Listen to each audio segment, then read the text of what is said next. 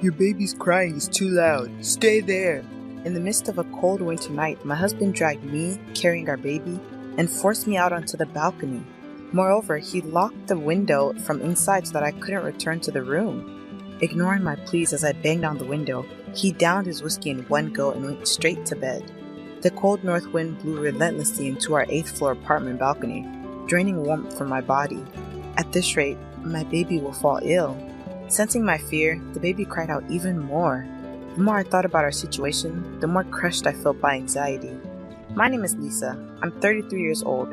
I married my same-aged husband, Robert, 4 years ago, and we just had a baby boy 6 months ago. Our relationship was pretty good until I became pregnant. From about the 5th month of my pregnancy, his attitude toward me suddenly became cold.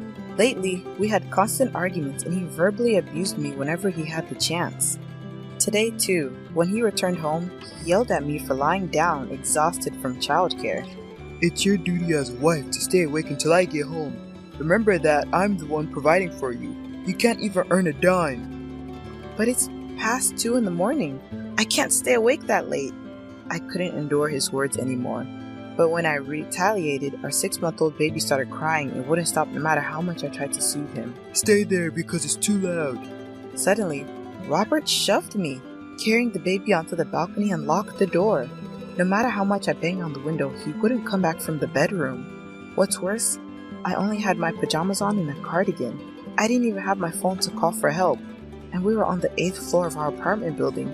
It was impossible to get down by myself. The baby was crying even more in this situation. I can't stay out here in the cold wind forever. Worried about my baby's health more than my own, I searched for something to block the wind. I found a tarp in the storage box on the balcony, and I used it to huddle up tightly with the baby, enduring the cold. As if sensing my anxiety, the baby continued to cry, and only his voice echoed in the cold air. I decided to somehow endure until morning, when Robert would hopefully have calmed down, but the cold made my entire body shiver uncontrollably. Before I knew it, it started to drizzle, and it looked like it was gonna snow soon. I started to zone out as time passed. This is not good. I need to hold myself together and stay awake. If I fall asleep now, things will take a turn for the worse. I slapped my own cheek to wake myself up, but my consciousness was slowly fading. That's when I suddenly heard a voice calling me. Lisa? Is that you? What are you doing out here at this hour? Looking around, unsure of where the sound was coming from, I noticed the partition board on the balcony, separating our apartment from the one next door, had been removed. Through the gap appeared our neighbor, Miss Miller, looking concerned.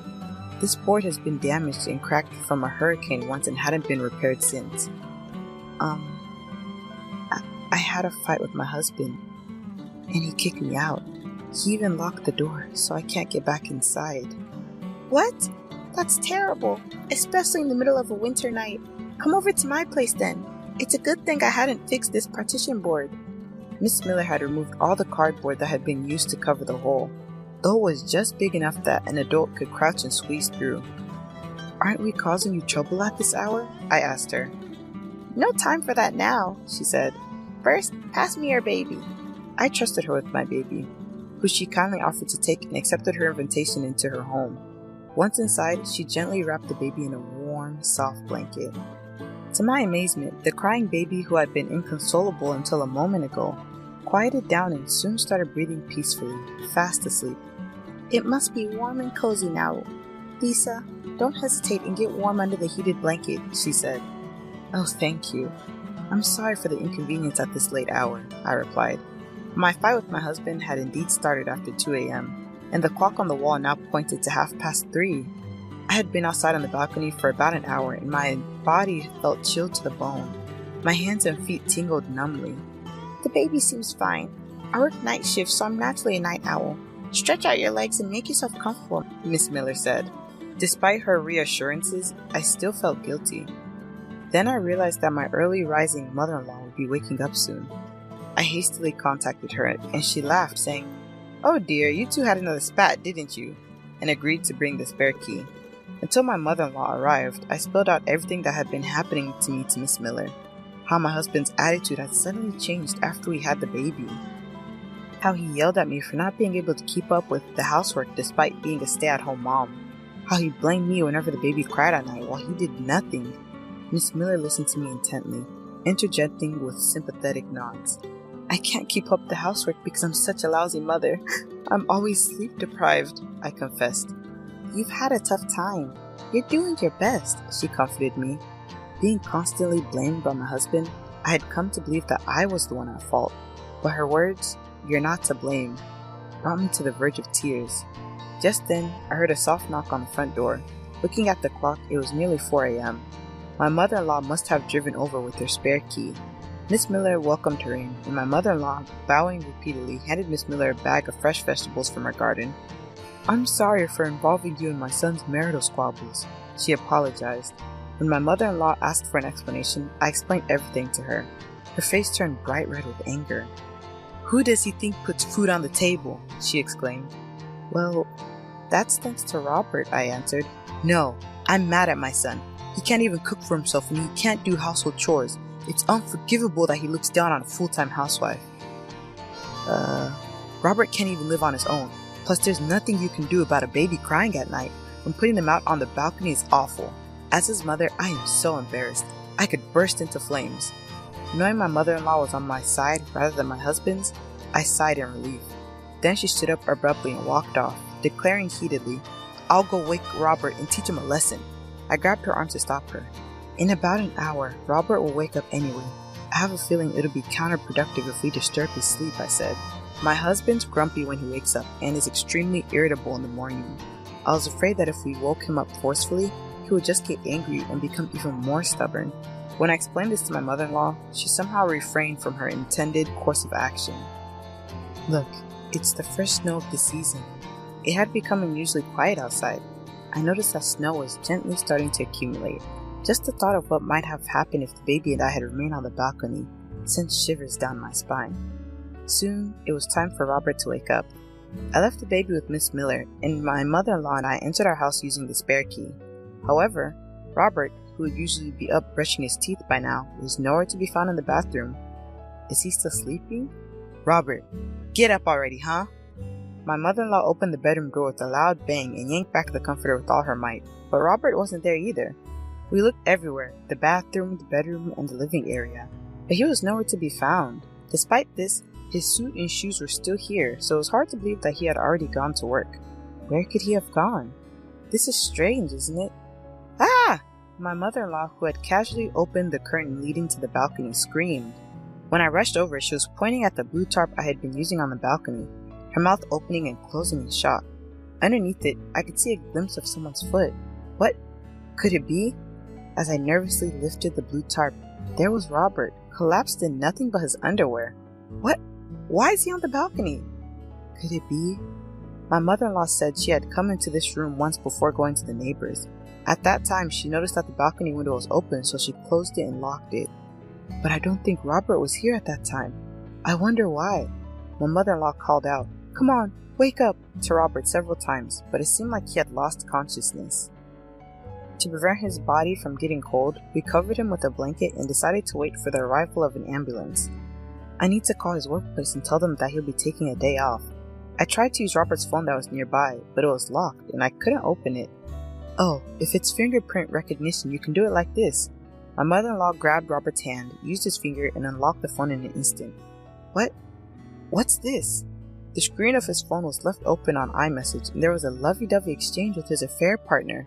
Upon closer inspection, the recipient of the message was my friend, Serena. Tracing back their convo, turns out the relationship began 6 months ago.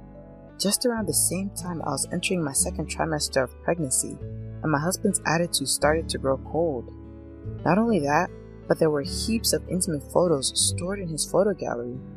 I see, so that's what was going on. I can't believe they're still seeing each other. Feelings of outrage began to boil within me, and to think that the woman he's cheating on me with was my own friend. My goodness, what is this girl thinking? Let's teach her a lesson she won't forget. With that, my mother-in-law smirked and shared a secret strategy. My husband, who had been rushed to the hospital by ambulance, regained consciousness after various tests and treatments. Still, he was kept in the hospital for a few days, just in case. "Where am I?" As he woke up and looked around in confusion, I explained to him why he was here, and he suddenly became furious. "I was worried that you had fallen off the balcony when I saw you were gone. I slipped and hit my head while trying to check below. The balcony window was somehow closed and it was freezing cold with the falling snow. What were you planning to do if I had died? Considering my husband's habit of sleeping in his underwear after drinking, the mere fact that he stepped out onto the balcony naked was utterly foolish. I'm sorry you didn't make it to the other world. You must have locked the balcony door to get back at me. That's not true. Your mother did that. She probably locked it without realizing you were down. Eh? My mom? I couldn't get into the house, so I asked your mom to bring the spare key. Robert was pretty surprised to hear that his mom had come. He kept grumbling about being scolded later now that his mom knew, and how embarrassing it would be if the story spread among relatives. By the way, how did you manage to get off the balcony? Miss Miller next door noticed and came to my rescue. You never even bring in the laundry, so you probably didn't know that the balcony partition was broken, did you? What? So when she asked why I was on the balcony in the middle of the night, I told her everything. When he realized that not only the relatives but also the neighbors knew about it, Robert's face gradually turned devilish. You're messing with me, you stupid woman. And remember this, he shouted at me. I then thrust his phone in front of him. You've got some nerve to be so arrogant. Of course, his phone had records of conversations with his mistress and photos of them being intimate. Robert's face, which was gasped for a moment, gradually turned pale, saying, "This is bad. It's unacceptable that you had an affair, let alone with my friend." You're a terrible woman for snooping on someone else's phone.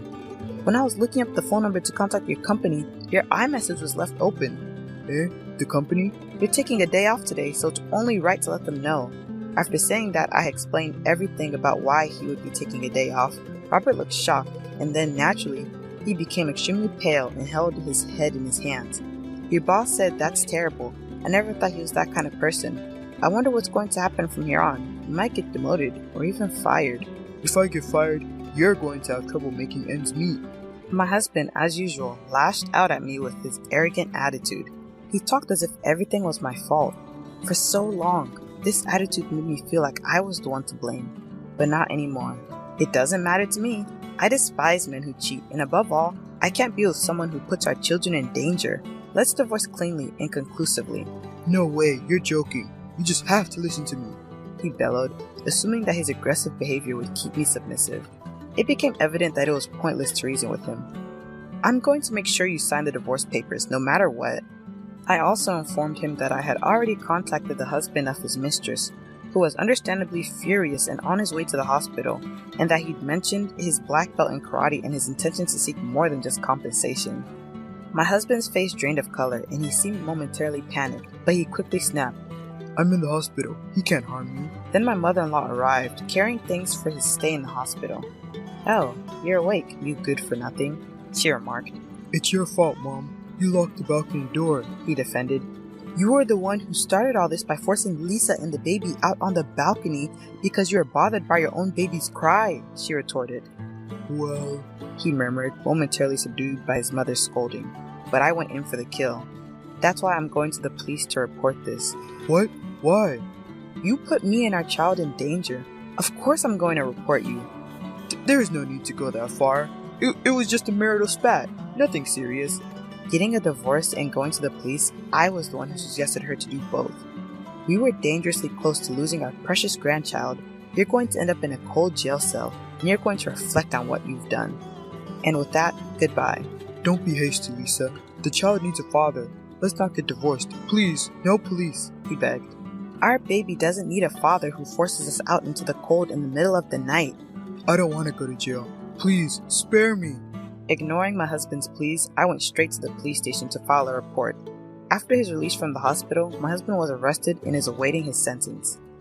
Given the severity of his actions, a heavy punishment is inevitable. He was, of course, fired from his job.